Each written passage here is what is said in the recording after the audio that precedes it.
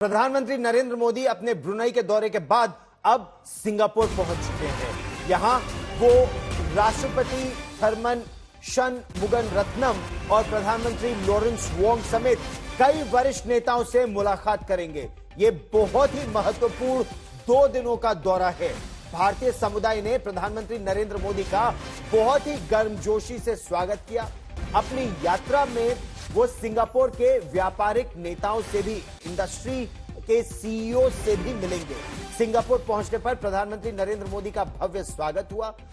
जो भारतीय समुदाय है उन्होंने उनके स्वागत में गीत गाए और प्रधानमंत्री नरेंद्र मोदी भी बिल्कुल एक मराठा अंदाज में, महाराष्ट्रन अंदाज में पूरी तरह से वहां ढोल बजाते नजर आए। सुनिए।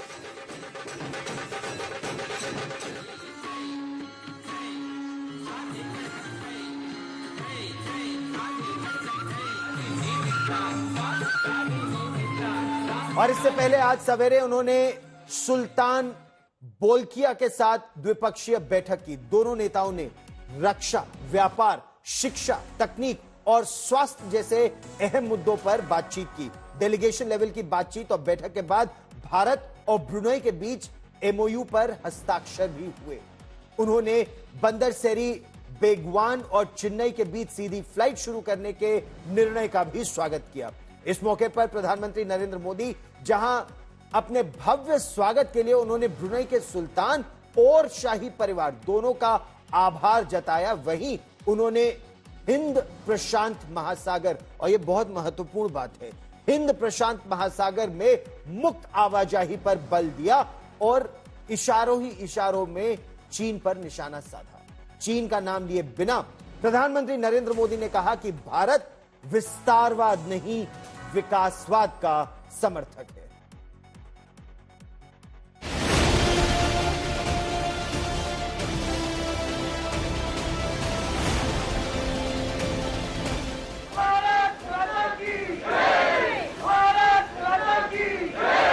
आतिथ्य सत्कार के लिए मैं आपको और पूरे शाही परिवार का हृदय से आभार व्यक्त करता हूं।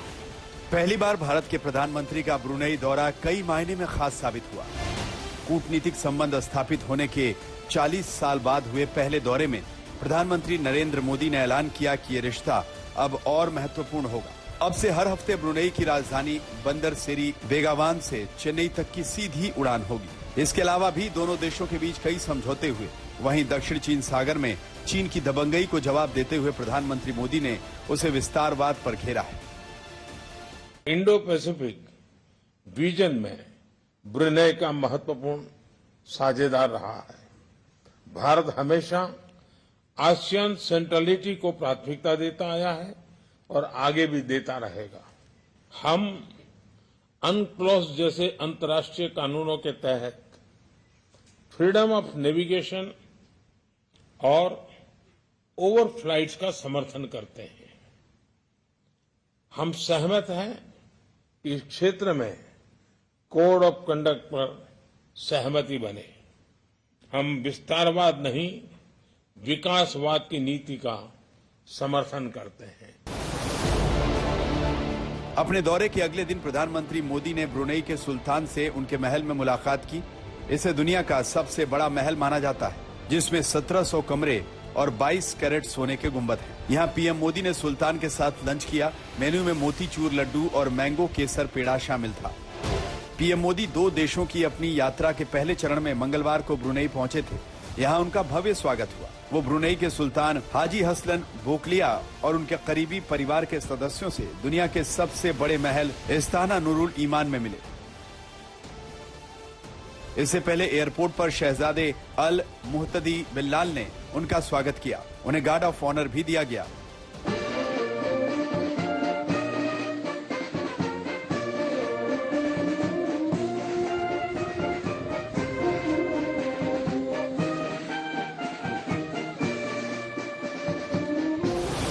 इसके बाद पीएम मोदी ब्रुनेई की उमर अली सैफुद्दीन मस्जिद पहुंचे। ब्रुनेई की राजधानी बंदरसेरी बेगवान के होटल में भारतीय समुदाय के लोगों ने उनका स्वागत भी किया। ब्रुनेई के बंदरसेरी बेगावान में बनी उमर अली सैफुद्दीन मस्जिद दक्षिण पूर्व एशिया की सबसे खूबसूरत मस्जिदों में से एक है। इसे भारत के ताजमहल की तर्ज पर बनाया गया है। इसका निर्माण 1958 में कराया गया था। इसे इटली के एक डिजाइनर और ब्रिटिश इंजीनियरों ने बनाया है। ब्रुनेई का दौरा पूरा कर प्रधानमंत्री मोदी सिंगापुर रवाना हो गए।